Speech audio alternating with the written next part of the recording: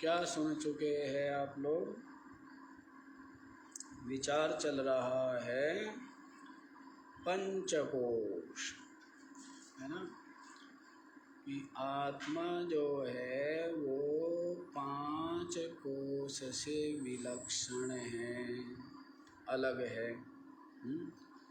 और ये 5 कोश आपको बतला दिए थे, ये भी अनात्मा ही, ये भी आत्मा नहीं है। और हमें आत्मा का क्या करना है? आत्मा का अवधारण करना है। किसको ग्रहण करना है? आत्मा को ग्रहण करना है। तो अनात्मा में से आत्मा को छांटना, इसी को क्या कहा है? जड़ चेतन की ग्रंथि का। जड़ और चेतन की जो गांठ पड़ गई है ना, बोलते हैं यद्यपि मृषा छूटत कठिन, यद्यपि है झूठी जड़ और चेतन की गांठ नहीं पड़ सकती, लेकिन पड़ी हुई है। क्यों? भ्रम से तो कुछ का कुछ भासने लग जाता है। भ्रम से तो क्या लगता है? कुछ का कुछ भासने लग जाता है। नहीं, रस्सी का सांप भासने लग जाता है। और ऐसे भासने लग जाता है कि जैसे अपनी छाया है और छाया के ऊपर पूरा का पूरा पर्वत टिका हुआ है। तो हमारे सर पर क्या टिका हुआ है? पूरा का पूरा ये जो पहाड़ है ये हमारे सर पर टिका हुआ है। ऐसा भ्रम से भासता है, नहीं भासता है? और उस जो भासमान है उसको सत्य मान ले। भास ज्ञान के द्वारा जो भासमान है वो निवृत्त नहीं होगा। ज्ञान के द्वारा जो भासमान में सत्यता है वो निवृत्त हो जाए, है ना। जैसे रस्सी में सर्प भास रहा है, तो ये जानने के पश्चात भी कि ये सर्प नहीं रस्सी है, उसके पश्चात भी सर्प भासता रहता है, नहीं भासता रहता है, हैं? लेकिन अब क्या है? अब उसमें सत्यत्वपना भासेगा, फिर भी भास सकता है। जो मरुभूमि में जल है वो भासता है ना, सबको भासता है। जो जानते हैं उनको भी, जो नहीं जानते उनको भी। भेद केवल इतना है, जो नहीं जानते वो सत्य मानते हैं, और जो जानते हैं वो जानते हैं कि ये केवल भासमान है, प्रतीतिमान। तो ऐसे ये जो दृश्य जगत है ये अपनी आत्मा में क्या है? भासमान है। तो भासता तो रहेगा, लेकिन पहले इसमें जो सत्यत्व बुद्धि थी वो सत्यत्व बुद्धि नहीं रहेगी कि अब क्या है? ये केवल प्रतीति मात्र है, सत्य नहीं है। इस प्रकार से इस प्रकार से ये भासता है। तो इस तरह ये बतला रहे हैं कि अनात्मा है। और अनात्मा में से किसको छांट लेना है? जो मिल गई है आत्मा को अलग। दृश्य में दृष्टा मिल गया है, तो दृश्य से दृष्टा को शरीर दृश्य है, और इसको क्या कहता है कि मैं शरीर हूँ। तो ये क्या हो गया? दृश्य में दृष्टा मिल गया ना, तो दृष्टा को अलग छांटना है। तो 5 कोशों से अपनी आत्मा को क्या करना है? अलग छांट लेना है। तो इसी के लिए ये 5 कोशों का वर्णन आप लोग सुन रहे हैं। तो अन्नमय कोश और प्राणमय कोश और मनोमय, विज्ञानमय और आनंदमय, इसमें अन्नमय कोश बतला दिया है। क्या बताया है? माता पिता के द्वारा जो भुक्त अन्न है उससे रस आदि बनते हैं, उससे ये शरीर उत्पन्न होता है, और अन्न के द्वारा ही बढ़ता है। और ये आत्मा नहीं हो सकता। क्यों नहीं हो सकता? हाँ, क्योंकि ये नश्वर है, पूर्व में नहीं था और पश्चात नहीं रहता। इस कारण से अन्नमय कोश रूप ये जो स्थूल शरीर है ये आत्मा नहीं है। इसके पश्चात जो ये प्राणमय कोश है, ये क्या है? जो इस स्थूल देह को क्या करता है? बल प्रदान किए हुए, है ना? क्या दिया हुआ है? बल प्रदान किया हुआ है। और इंद्रिया आदि में जो प्रवृत्ति है वो इससे ही है। लेकिन ये जो प्राणमय कोश है ये भी आत्मा नहीं है। क्यों नहीं है? हाँ, चैतन्य वर्जनात्। ये चैतन्य ना होने से, अर्थात जड़ है, प्राण जड़ है, इस कारण से ये भी आत्मा नहीं। उसके पश्चात मनोमय के लिए क्या बताया था? जो देह गेह आदि में जो मैं मेरापन करता है, ऐसा ये जो मनोमय कोश है ये भी आत्मा नहीं है। क्यों नहीं है? हाँ, क्योंकि काम क्रोध लोभ मोह आदि की अवस्था में ये क्या है? भ्रमित हो जाता है, विक्षिप्त रहता है, चंचल रहता है, एक रस नहीं है ना? अज्ञान संयुक्त तो हो जाता है, भ्रांत तो हो जाता है। इस कारण से मनोमय कोश भी आत्मा नहीं।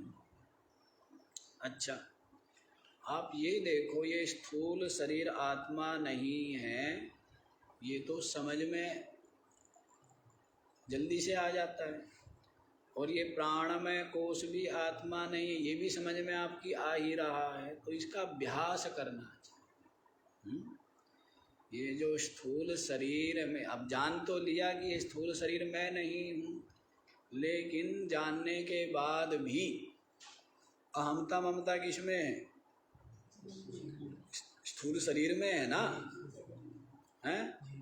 तो उसको छोड़ना चाहिए कि ये जो स्थूल शरीर है जैसे बाकी शरीर है दृश्य, इसी प्रकार से ये भी दृश्य ही है, जड़ है, पंचभूतों का विकार है, और ये आत्मा नहीं, अर्थात मैं नहीं, ये मैं नहीं हूँ।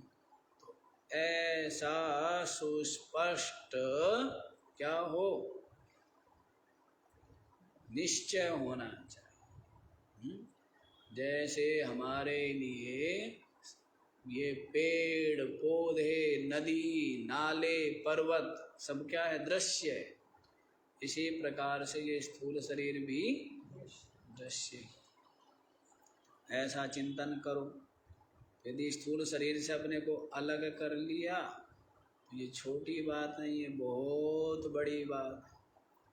उसके पश्चात ये प्राणमय कोश दिख ही रहा है, प्राणों का गमनागमन,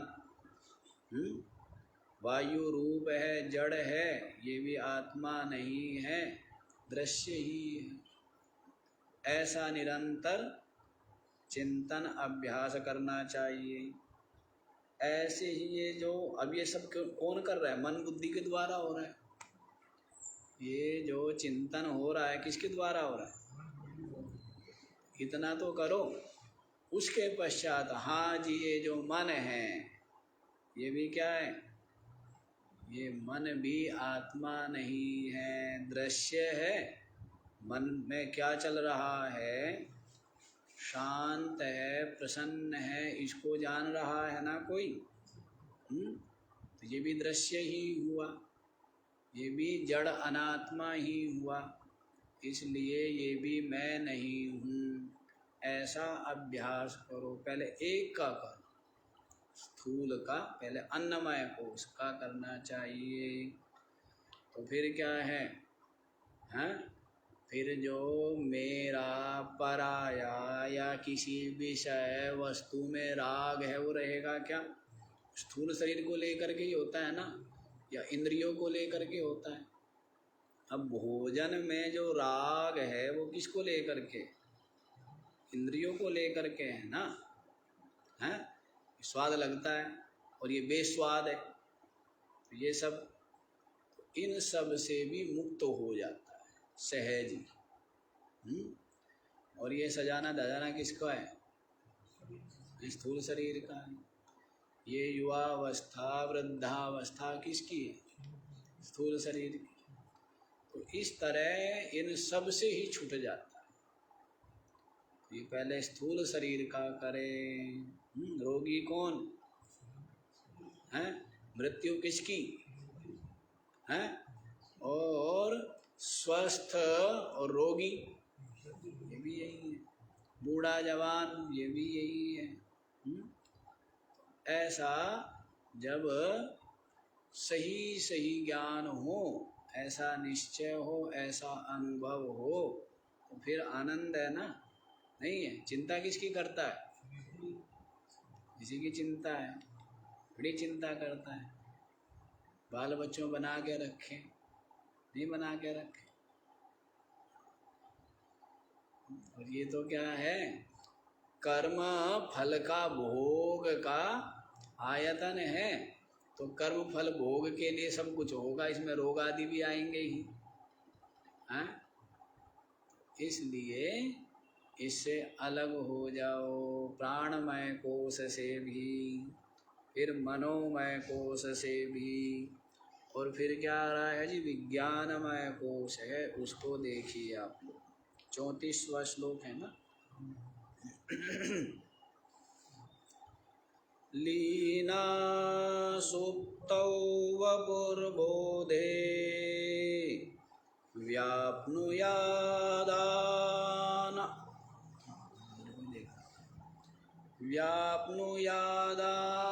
खाग्रगा चिच्छायोपेतधीर्नात्मा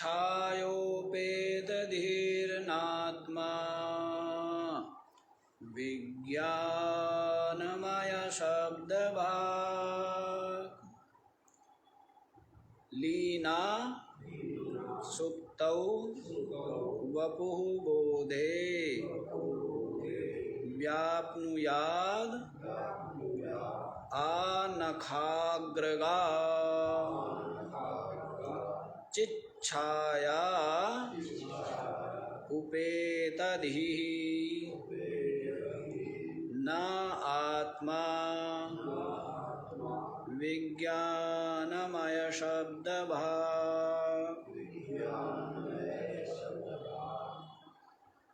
हाँ जी, तो देखो क्या कहते हैं। लीना सुप्तौ, क्या होता है? जब ये सुप्त हो जाता है, सो जाता है सुसुप्ति, तब क्या हो जाता है? ये जो विज्ञानमय कोश है, क्या हो जाता है इसका? विलीन हो जाता है ना। सुसुप्ति में क्या होता है? समस्त वृत्ति लीन हो जाती है उसमें। तो इसलिए बुद्धि वृत्ति भी क्या हो गई? लीन हो गई ना। तो लीना सुप्तौ वपु बोधे व्याप्नुयाद आनखाग्रगा। और बोध है जब फिर जगता है, तब क्या होता है? ये तो सुप्ति में बता दिया। सुसुप्ति में, सुसुप्ति में क्या होती है? लीन हो जाती है ये बुद्धि, ये विज्ञानमय को सुसुप्ति में लीन हो गई। और बोधे जगने पर वपुः आनखाग्रगा व्याप्नुयाद। ये जो शरीर है ना, इस शरीर को नख से लेकर के क्या करती है? चोटी पर्यंत इस शरीर में क्या रहता है? ये व्याप्त करके रहता है इस शरीर। नख से लेकर के पूछा ना कि अंतःकरण का जो परिमाण है वो क्या है? तो अंतःकरण के लिए कहा गया है मध्यम परिमाण। क्या बोलते हैं? कुछ लोग कहते हैं कि अंतःकरण तो सूक्ष्म है। क्यों? क्योंकि चीटी में भी है। कुछ लोग कहते हैं कि नहीं, अंतःकरण तो क्या है? बृहत है। क्यों? कैसे? के नाक वो हाथी में है। तो जब हाथी में है तो चीटी में आ पाएगा क्या? वो अंतःकरण जो हाथी में बृहत है और चीटी में आ पाएगा क्या उसके शरीर में? तो बाहर लटकता फिरेगा ना अंतःकरण, हैं? नहीं लटकता फिरेगा। तो इसलिए मध्यम परिमाण स्वीकार किया गया है। जैसे जल होता है ना, जल सुराही में डालो तो वैसा आकार ले लेगा, हैं? और कटोरे में डालो वैसा आकार लेगा, गिलास में डालो वैसा आकार ले लेगा। तो वैसे ही अंतःकरण जो है मध्यम परिमाण स्वीकार किया गया है। जैसा शरीर है उस शरीर में को व्याप्त करके ये स्थित रहता। अब चोट लग जाए मान लीजिए पैर में, तो उसको जानने के लिए एक चोट तो लगी हाथ में, एक चोट लगी पैर में, तो हाथ वाली चोट जल्दी से पता लग जाएगी, पैर वाली चोट 2-4 दिन बाद पता लगेगा। ऐसा?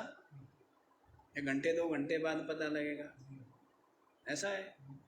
तो मतलब पूरे शरीर को व्याप्त करके स्थित है ना।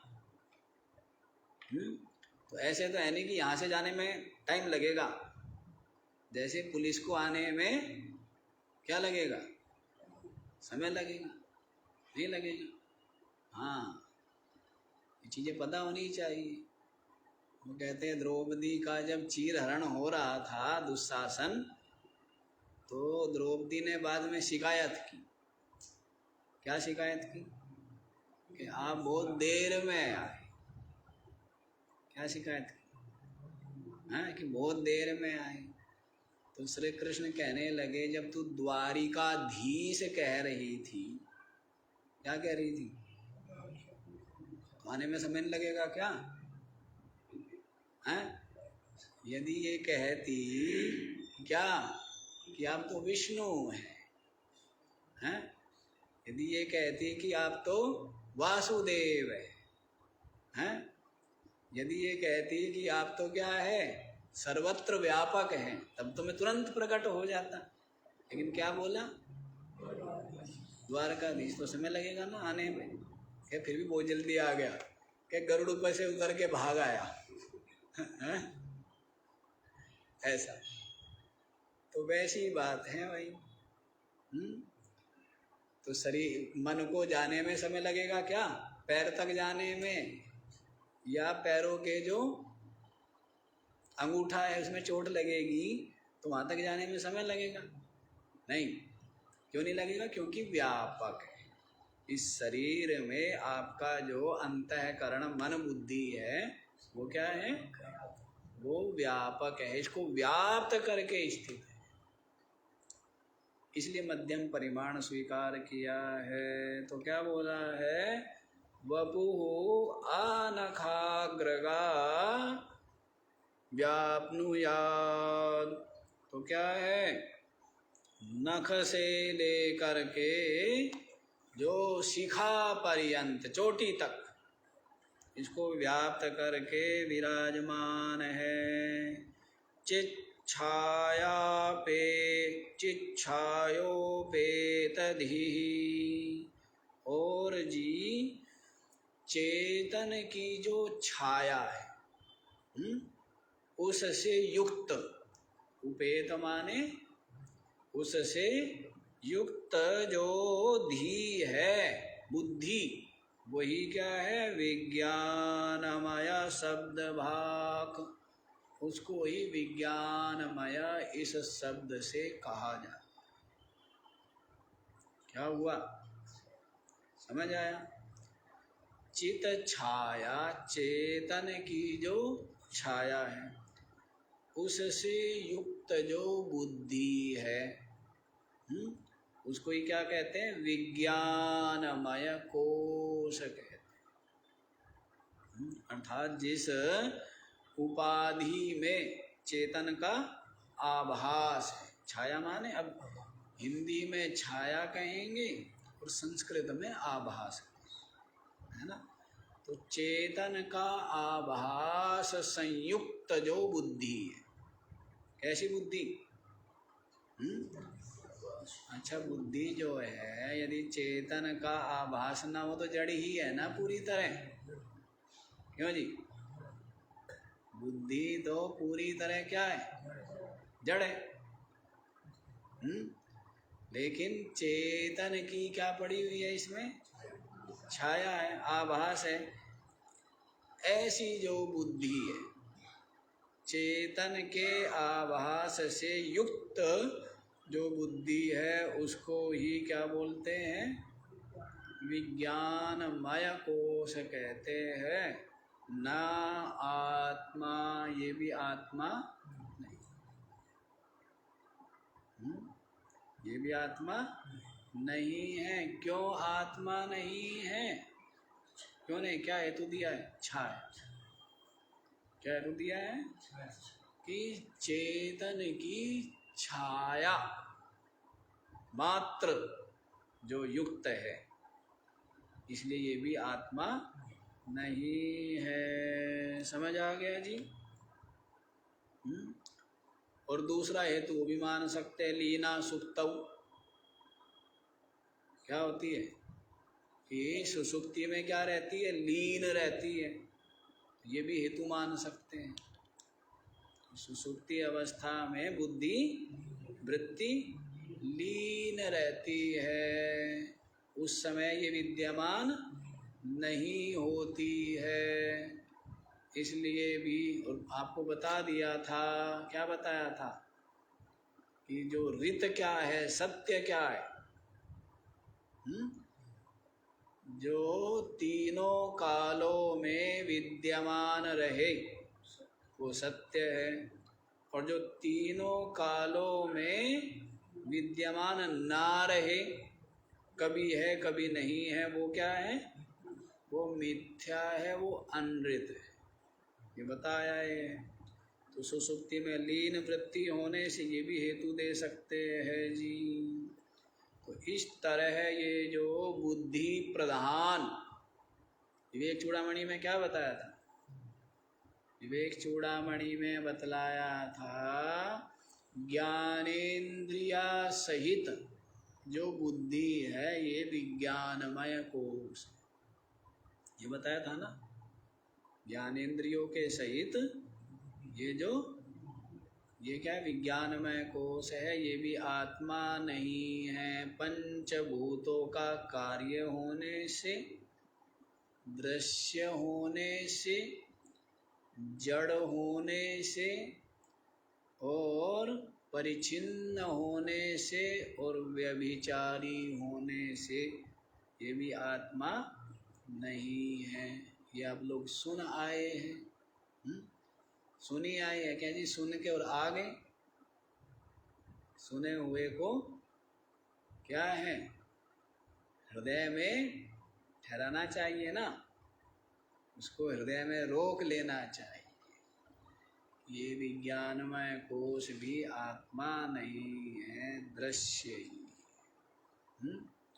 कितना सरल है ना, समझ में आ जाए और कितना सरल है। आप लोग सोचते हैं मुक्ति की प्रतीक्षा कर रहे हो कि मुक्ति तो हमें पानी है। पानी है नहीं पानी है? पानी है। कब मिलेगी? क्या मरने के बाद? कब मिलेगी? लेकिन सब जगह यही मानते हैं ना कि मुक्ति कब मिलेगी। लेकिन इस ज्ञान मार्ग में ऐसा नहीं है। यहाँ पर स्वीकारते हैं जीवन मुक्ति।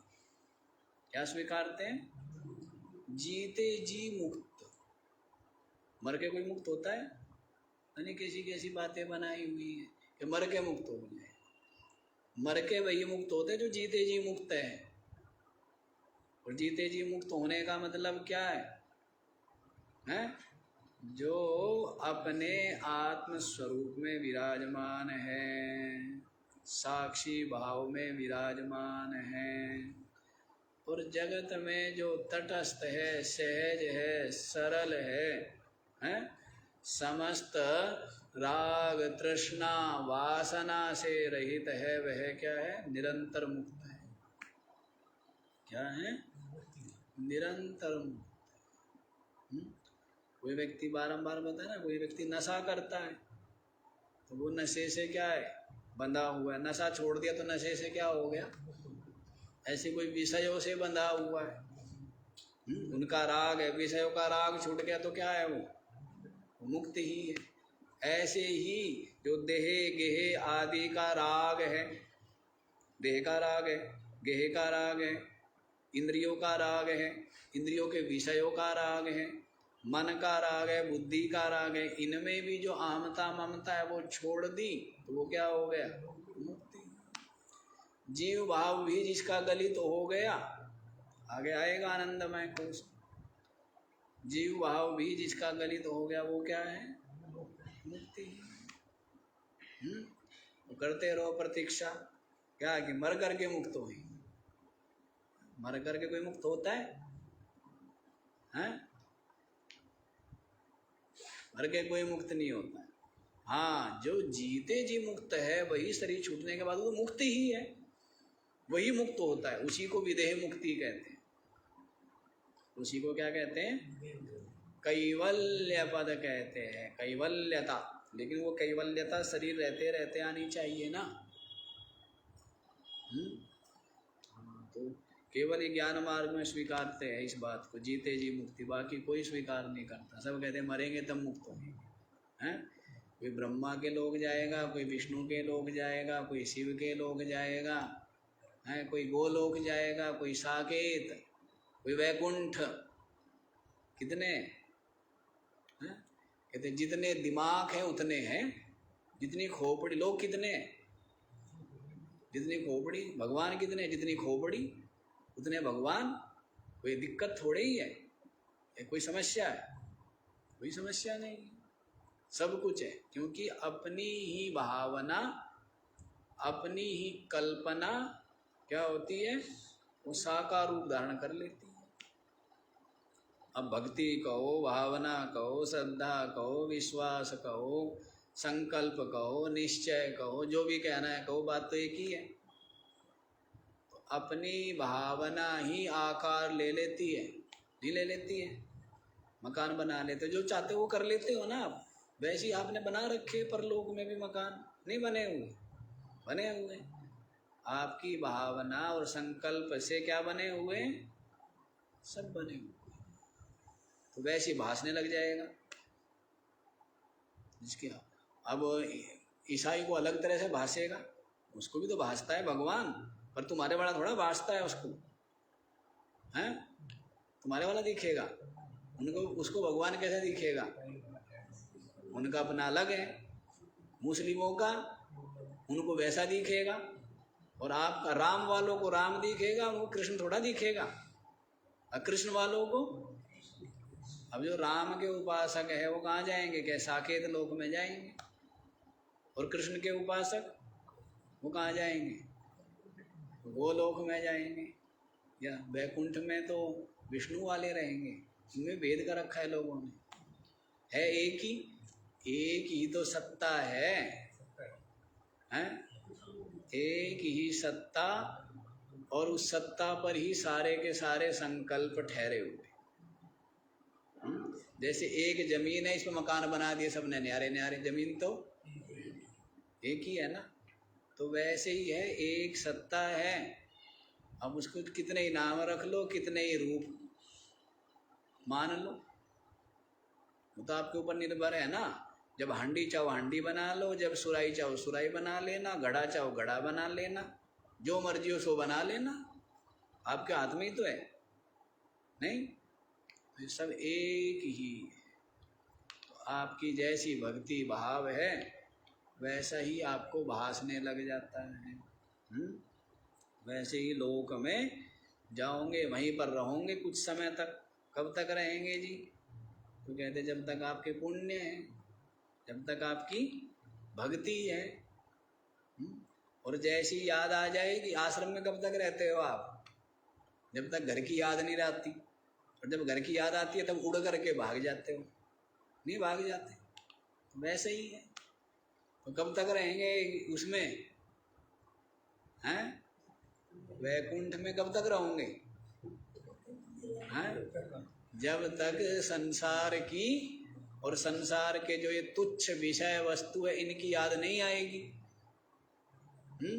इनकी याद पूरी तरह निकाल के फेंक दोगे तो फिर वहीं रह जाओगे, फिर आश्रम में रह जाओगे ना। घर की याद निकल गई सारी, फिर कहाँ रहोगे? क्यों भाई, अब कहाँ जाए? क्यों, घर की याद तो सारी निकल गई। तो सीधा सा नियम है, साधारण सी बातें, कोई ज्यादा खोपड़ी थोड़ा लगानी है।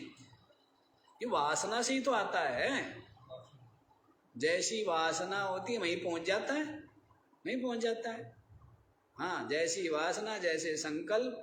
यहाँ की शरीर की वासना है, संसार की वासना है, विषयों की वासना, इसलिए यहाँ आ गया है।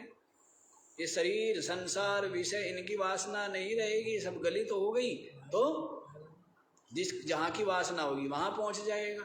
और सारी वासना गलित हो गई तो अपने आप में ठहर गया, ना कहीं आना ना कहीं। अब ये आप देख लो, ये काम बड़ा करना, ये ठीक नहीं जी काम। आने जाने में जो मजा है, हैं? मजा कहाँ है? तमाशा देखने में है ना, या तमाशे को समेटने में? क्यों जी? हाँ, समेटना आसान काम थोड़ा है। बोरिया बिस्तर गोल, बोरा बिस्तर गोल करना है क्या?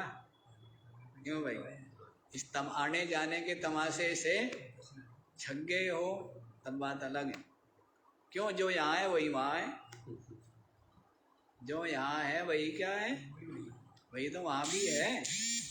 वही आना जाना, यही दृश्य, यही संसार। तो इन सब से थक गए हो, जाते हो ना, कभी जागृत में रहते हो, कभी स्वप्न में रहते हो, और दोनों से जब थक जाते हो ना, कहाँ चले जाते हो? हाँ? और वहाँ पर क्या है? वैसी चौथी अवस्था है, समाधि कहो, बोध कहो, तुरीय पद कहो, आत्म पद, ब्रह्म पद, परमात्म पद। तो वहाँ पर सब विलय हो जाता है। वो कठिन है। तमाशा बढ़िया लगता है तो तमाशा देख लो। जिसमें भगवान को भजना है भजो, वहीं पहुंच जाओगे। भगवान को भजना भी कोई कठिन काम है? पर क्या जी, भज तो रहे हैं, पर संसार को भजते हैं ना। इसको भज रहे हैं, कितना ही समय तो भोजन को भजते हैं, भोजन की माला जप रही है। क्या क्या माला जप रही है? आज क्या बनेगा, क्या है, हलवा या खीर या जलेबी। तो माला किसकी जपी जा रही है? किसका भजन हो रहा है? जलेबी का भजन हो रहा है, नहीं हो रहा है? हाँ, तो मिल जाएगी वो। जिसका भजन करोगे वही तो मिलेगा। धन का भजन करते हैं, परिवार का भजन करते हैं, संसार का, मकान का, इनका भजन होता है नहीं होता है? भगवान का भजन करोगे तो भगवान मिल जाएगा। जिस भगवान को, राम को भजोगे तो राम मिलेगा, कृष्ण को भजोगे और हनुमान जी को भजोगे तो है, और शंकर जी को भजोगे तो। पर ये सोच लेना, शंकर जी को भजोगे अगले के खुद घर दर नहीं है, तुम्हें भी घर दर नहीं मिलेगा, देख लेना। फिर बाबा जी बनना पड़ेगा है? उनके खुद भी घर दर नहीं है ना शंकर जी के। हाँ, ऐसी बात है। जैसे भजो वैसे ही हो जाते हैं, वैसे ही तो बन जाते हो आप लोग। सद्गुणों को भजते हो तो सज्जन बन जाते हो, हैं? दुर्गुणों को भजते हो तो दुर्जन, दुष्ट बन जाते हो, तुरंत बन जाते हो, तुरंत। नहीं, किसी को कुछ दे दिया तो क्या बन जाते हो? दाता। दानी बन जाते हो, किसी से छीन लिया तो क्या बन जाते हो?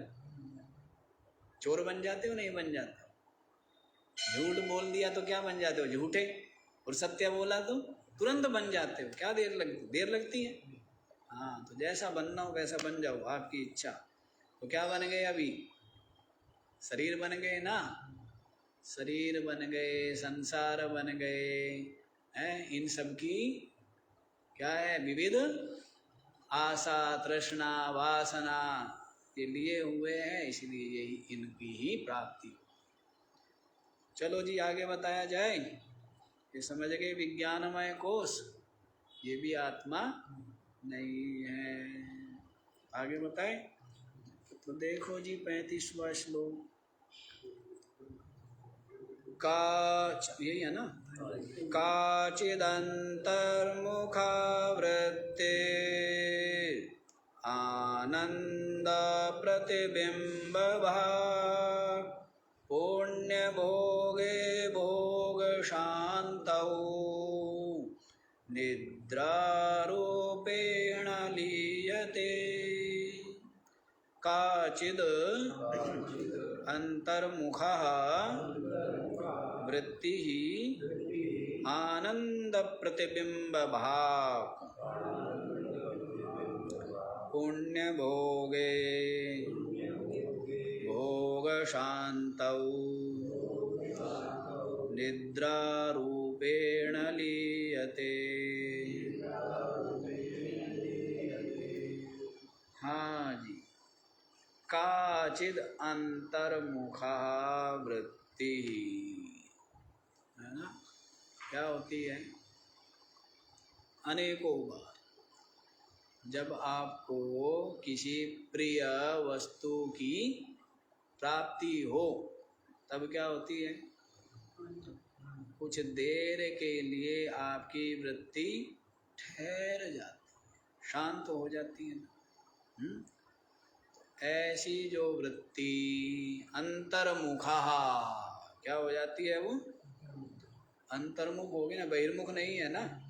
कुछ देर के लिए क्या हो गई है? ठहर गई है। ऐसी काचिद अंतर्मुखा वृत्ति ही, इसके लिए बोला है ना प्रिय मोद प्रमोद रूप।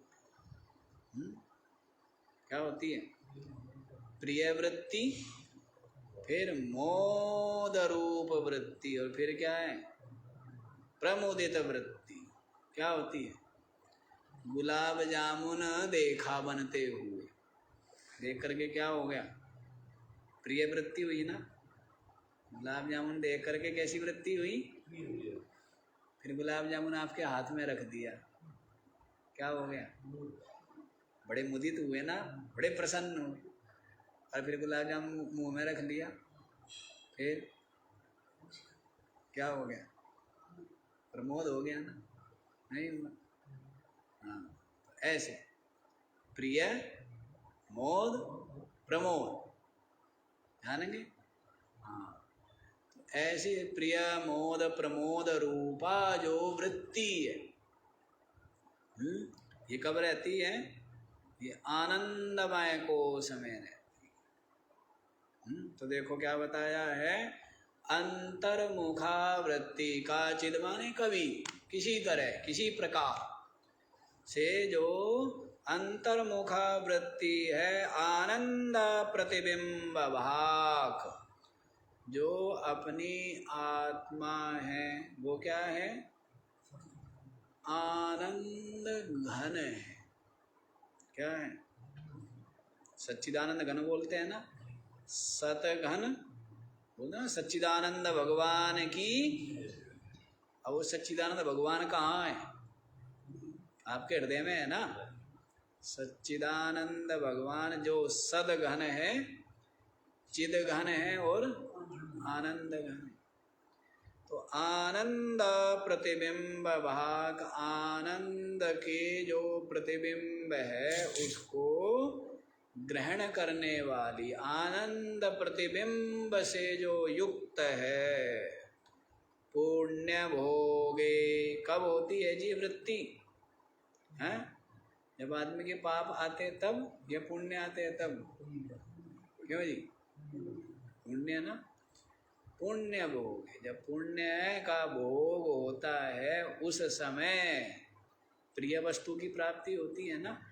गाड़ी चाहिए थी, गाड़ी दिख गई, गाड़ी ले आए, है ना। फिर क्या किया, उसमें बैठ गए हैं और फिर उसको स्वयं चलाया। तो इस तरह होती है ना। जैसे अपना बेटा आ रहा है, विदेश में था, समाचार सुना क्या, आ रहा है बहुत दिनों बाद, तो कैसी वृत्ति, प्रिय वृत्ति जगती है। फिर पता लगा कि कहाँ गया, वो तो एयरपोर्ट पर उतर गया है, फ्लाइट कहाँ गया है, बस अब जल्दी ही मिलने वाला है। कौन से, जोली ग्रांड एयरपोर्ट पर लैंड हो गए। अब तो आधा घंटा मुश्किल से लगेगा आने। मोद वृत्ति हुई, जब वो पता लग गया कि कहाँ गया है, पास में ही आ गए। और जो बिल्कुल सामने आ जाए तब क्या हो जाता है, प्रमोद हो जाता है ना, देख करके प्रसन्नता, आनंद। जब चरण छूता है आप उसको क्या करते हैं, आशीष देते हैं, तब कैसी वृत्ति होती है, प्रमोद रूप होती है ना। वैसे तो पुण्य का भोग होता है ना, तभी क्या होती है, तभी होती है ये सब प्रिय, प्रिय का दर्शन आदि, प्रिय श्रवण, प्रिय दर्शन, प्रिय प्राप्ति, ये सब कब होती है, पुण्य भोग। भोग शांतौ, और जब फिर सारे भोगों से छक गया, थक गया, फिर क्या होता है कि अब सो जाता हूँ भाई, बहुत नाच लिए हैं, जन्म उत्सव मनाया, इसका बेटे का मनवाऊँ या पोते का मनवा दूँ, तो हमारे हाथ में है। क्यों जी, किसका मनाओ, किस में ज़्यादा खुश होते हैं आप वो बता दो, वही मनवा दूंगा। है यदि पोते में आनंद ज़्यादा है ना, कि पोता आ गया कहीं बला टल गई, नहीं टल गई। जब तक बाप हो तब तक तो बस जेब से नोट ही नोट जा रहे हैं, नहीं, जिम्मेदारी स्वयं की है ना। और पोता आ गया तो अब तो जिम्मेदारी बाप की है, जो बाप बन गया, नहीं, अब वो देखेगा। तो जब तक बाप खुद हो ना, बाप बनने में उतना आनंद थोड़ा है, जेब से क्या जा रहे हैं, सब जाते जा रहे हैं ना। दादा बनने में ज़्यादा खुशी है शायद, ऐसा ही है। हाँ, पता ही नहीं कहाँ खुशी मान ले और कहाँ दुख मान ले, कि महाराज दुख भी तो है कि बस आ रही है मृत्यु के समीप, ढलान पर आगे कब गिर जाए, घटती जा रही है वहाँ।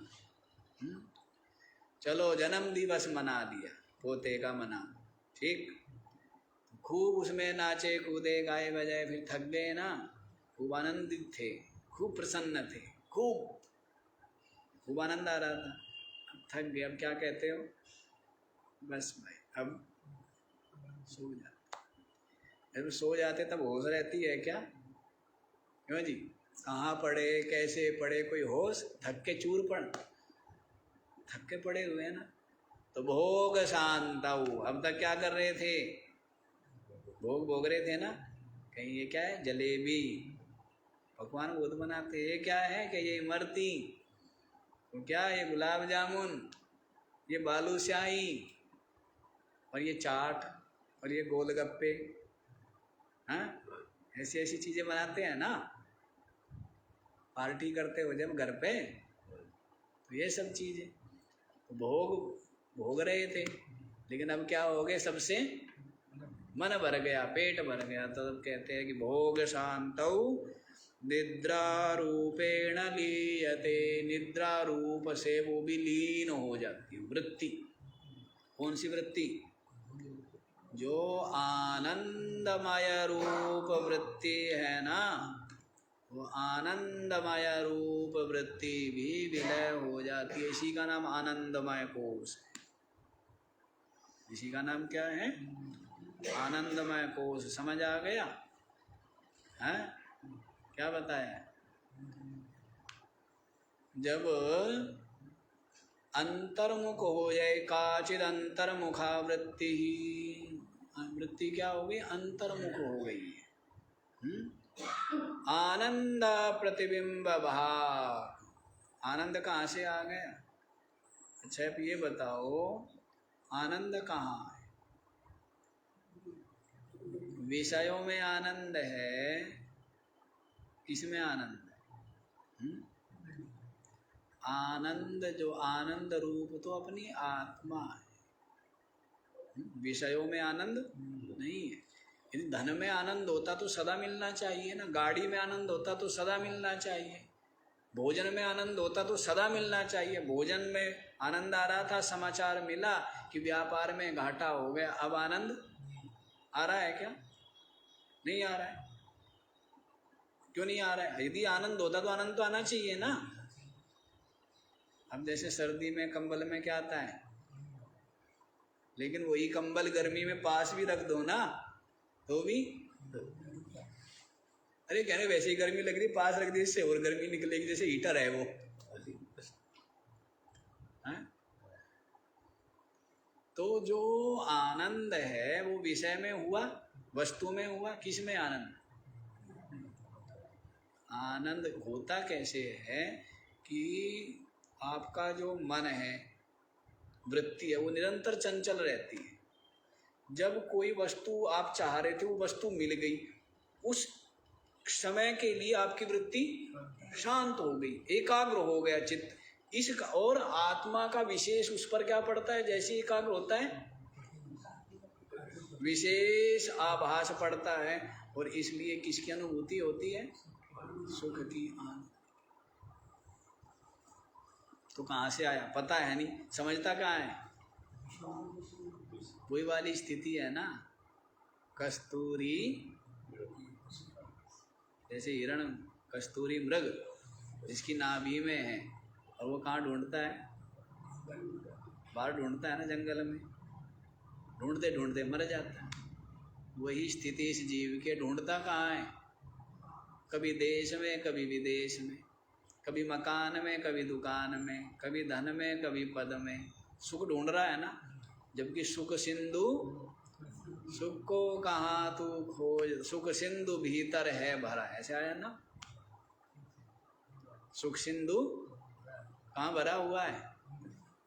अपने भीतर भरा हुआ है, पता नहीं है, बाहर खोज रहे हैं। बाहर मिलेगा सुख? किसी को मिला हो थोड़ा सा, क्या मिलेगा? दुख के अलावा, अशांति के अलावा, क्लेश के अलावा कुछ मिलता है? कुछ मिलता है संसार में? सुख कहाँ है? सुख स्वरूप अपनी आप। तो जब मन आपका एकाग्र होता है, वृत्ति ठहर जाती है, तब उसमें आत्मा का विशेष आभास पड़ता है। और आत्मा अपनी क्या? आनंद रूप है। आत्मा क्या है? आनंद। और विषयों में सुख होता तो सुसुप्ति में किसी को सुख नहीं मिलना चाहिए, लेकिन सबके सब सोने जाते हैं। क्यों जाते हो सोने? कहीं कहीं 1000 के बेड, गद्दे, एसी सब मंगाते हो, किस लिए? सोने के लिए। क्यों? क्या जरूरत है सोने की? धन में सुख है ना, तो धन गिन ले जितना चाहिए उतना पकड़। हीरे मोती में सुख है तो ले, सोने क्यों जा रहा है? क्योंकि जब सबका नाश होता है ना, सुख तभी मिलता है। सुसुप्ति में कुछ होता है, सारा नाश हो गया, क्या मिला? सुसुप्ति में है कोई? बेटा है, पति है, पत्नी है, धन है, मकान है, दुकान है, शरीर है, कुछ है सुसुप्ति में? सबका नाश हो गया, तब क्या मिला? तो यदि विषयों में, वस्तुओं में सुख होता तो सुसुप्ति में किसी को सुख, तो इसके द्वारा ये पता बता रहे, ये तीनों अवस्था इसीलिए बनाई गई है जिससे कि समाधि का, ज्ञान का इसको बोध हो। सुसुप्ति में बस अज्ञान है, समाधि में क्या होता है? अज्ञान नहीं। इतना ही तो भेद है। जब अज्ञान में इतना सुख है तो ज्ञान में कितना सुख होगा? सुसुप्ति में इतना सुख है, कितना सुख है? सारी दुनिया सोने जाती है, नहीं जाती? तो आप सोचो समाधि में, समाधि का मतलब जग जाने में, अपनी स्वरूप अपनी आत्मा, तो फिर क्या है? फिर तो आनंद स्रोत्र बह रहा पर तू उदास है, अचरज है जल में रह के, पानी में मीन पियासी, मोहे सुन सुन। पानी में है और प्यासा है, ऐसा ही है ना?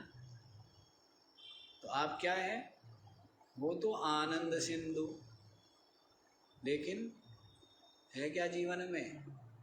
चिंता दुख, इसके अलावा कुछ संसारियों के जीवन में है ही नहीं। चिंता दुख अशांति, सब के सब असंतुष्ट। किस बात के असंतुष्ट हैं? विचित्र काम है ना। आंखें है तो संतुष्ट नहीं, आंख चली जाए तब जानेगा ओहो। आंखें आंखें होना तो तब, जब चली जाएगी ना तब। अभी तो है ना, तो अभी थोड़ा मूल्य समझता है, अभी है। ऐसी विचित्र स्थिति, इसका काम है रोना। बुद्धि नहीं है ना, जिस जो मूर्ख होता है उसका काम रोना ही होता है। उसका क्या होता है?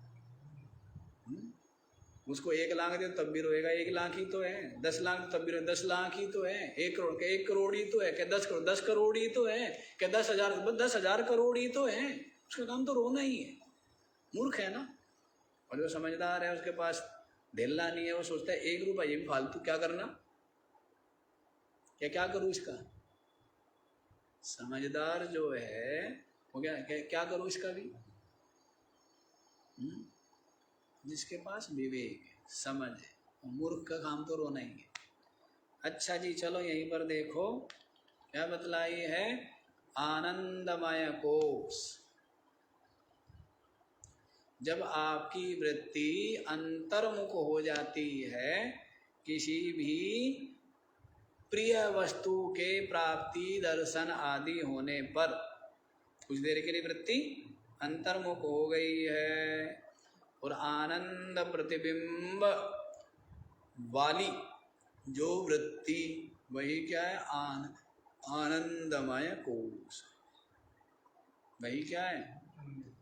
आनंदमय कोश है। और पुण्य भोगे कब कब प्रकट होती है, कब कब अनुभव में आता है आनंदमय कोश? कब कब आता है?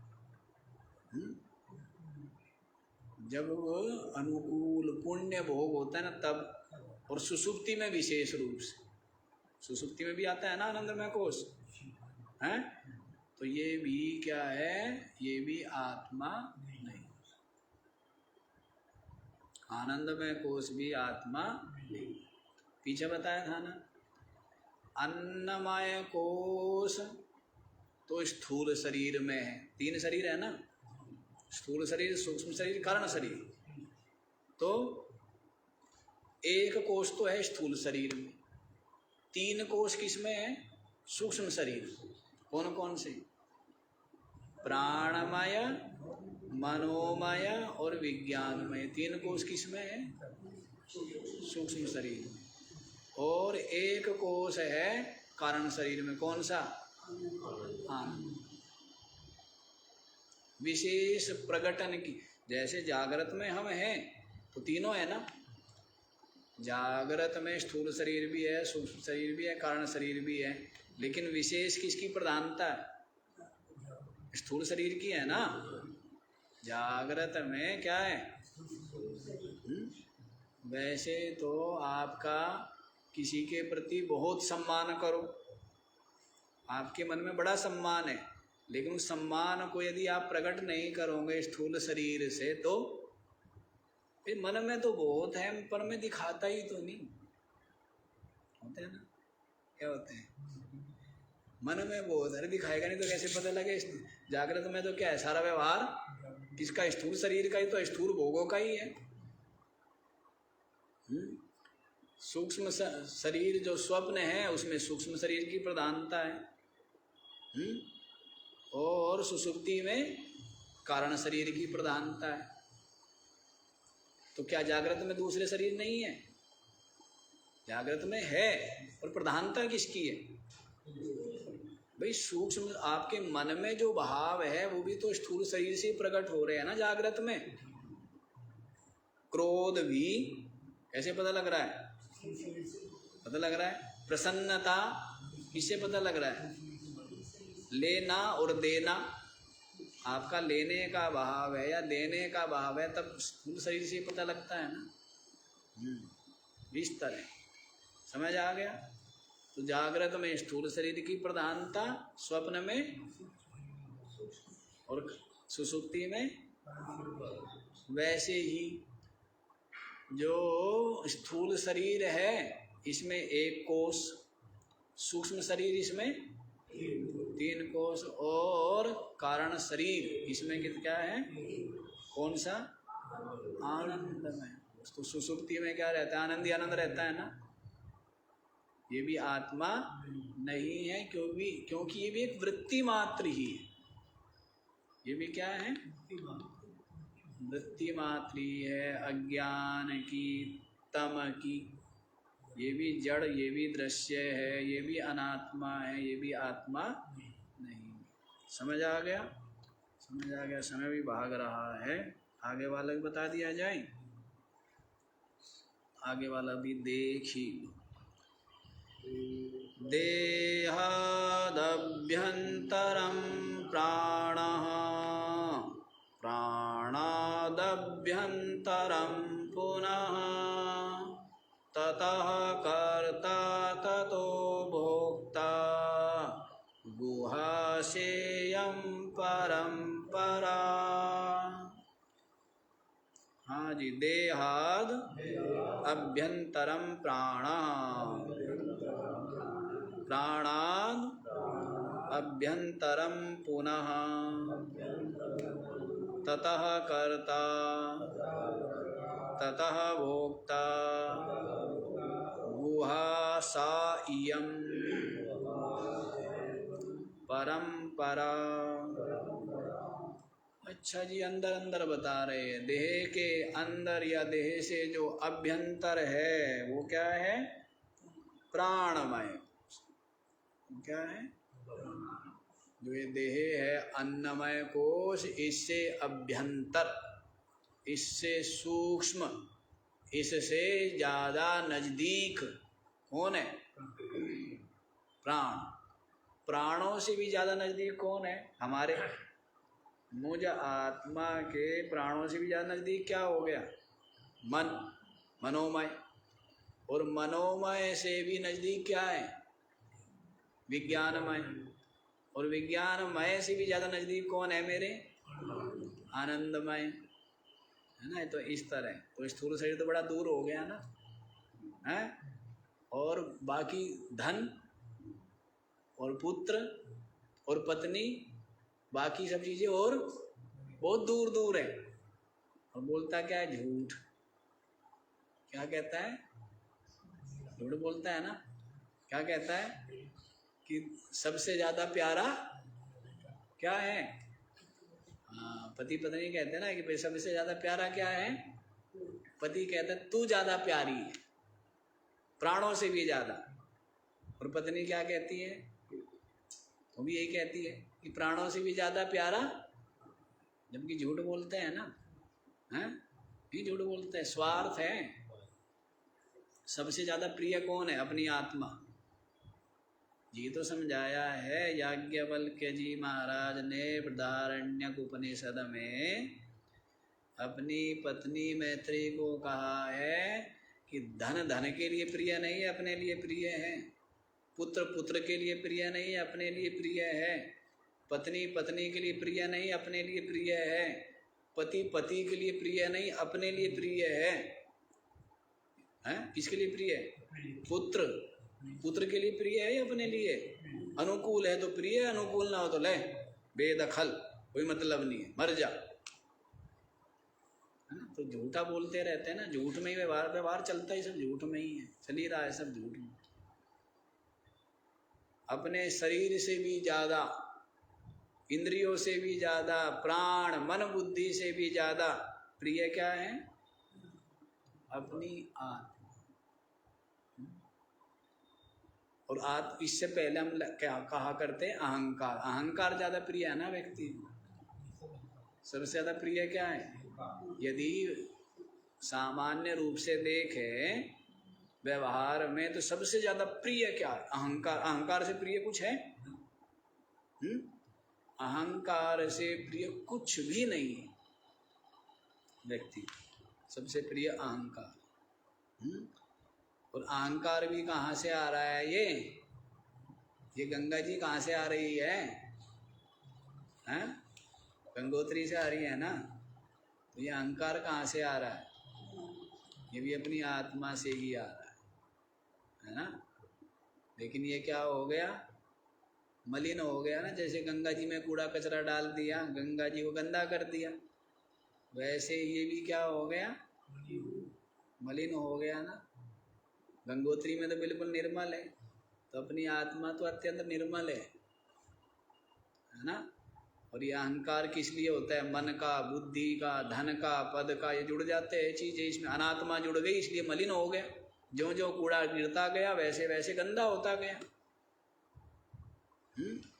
यहाँ क्या गए? कूड़ा निकाल रहे हैं।